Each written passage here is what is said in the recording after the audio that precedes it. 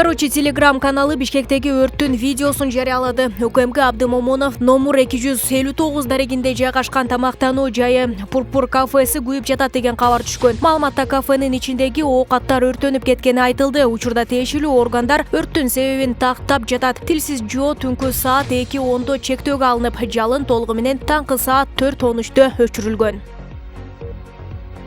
22 январга карата Кыргызстанда дагы 118 кишиге коронавирус чугуп, ысык көлдө бир чүйдө бир бейтап көз жумду. Ооруга чалдыккандар кийинки күндөрү кайра көбөйө баштады. Өлкөдө илди чугузуп алгандардын расмий эсеби 83.703 киши болду. Жалпы ооругандардын 79.664 сакайды. Соңку бир күндө 155 адам айыкты. Пневмонияны козгой турган коронавирус Кыргызстанда алгач 2020-жылдын март айында аныкталган. Андан бери оорудан кайтыш болгондордун саны расмий эсепте 1396 кишиге жетти. Акыркы бир сутка ичинде COVID-19 аныкталган бейтаптардын аймактык көрсөткүчү Бишкек шаарында 47, Чүй облусунда 23, Ысык көл облусунда 14, Ош облусунда 10, Нарын облусунда 10, Жалал Абад облусунда 8, Талас облусунда 4, Ош шаарында 2. Баткен облусунда бул суткада оору катталган жок.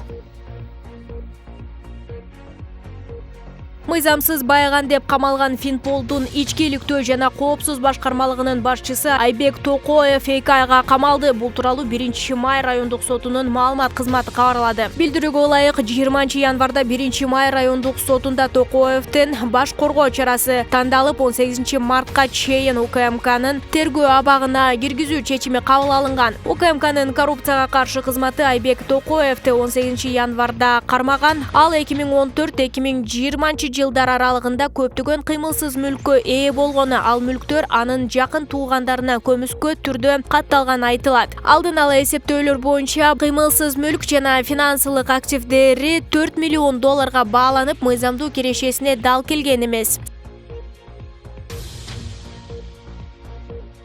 Чүй облустук ички иштер башкармалыгы Тоо чаңгы базарларынын биринде чет элдик жарандын сабалышы боюнча териштирүү башталганын кабарлады. 17 январда милицияга маалымат түшүп, Ысык Ата райондук ички иштер бөлүмүнүн кызматкерлеринин тобу окуя болгон жерге барган. Ал жерден 21 жаштагы башка өлкөнүн жараны бейтааныш кишилерден токмок жегенин айтып, чара көрүүнү суранган. Факт кылмыштар менен жоруктардын бирдиктүү рейстеринде 110 менен катталды. Милициянын маалыматына ылайык, жаңжалдын катышуучу деп сөз болгондордун бири аныкталып, чет элдик жаран алардын буюмдарына тийгендиги үчүн чыкканын айтып берген. Учурда териштирүү иштери жүрүп жатат.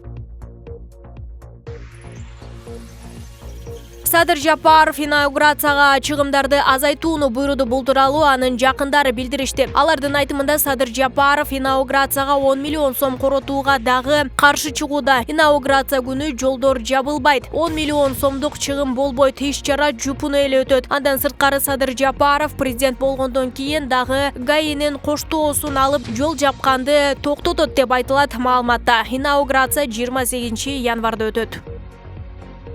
Кыргызстандын президентине караштуу мамлекеттик тил боюнча улуттук комиссиянын төрагасы болуп тилчи окумуштуу Сыртбай Мусаев дайындалды. Тиешелүү жарлыкка президенттин милдетин аткаруучу Талант Мамытов кол койгону тууралуу маалымат 21 январда президенттин порталында расмий жарыяланды. Ал Ишеналы Арабаев атындагы Кыргыз мамлекеттик университетинин Манастануу жана лингвистика институтунун директору, Кыргыз илимдер академиясынын корреспондент мүчөсү, учурда иштеп жаткан Конституциялык кеңешменин мүчөсү, Гусейн Карасаев атындагы БГУнун ректору, КТРКнын президенттик кызматтарында аркалаган.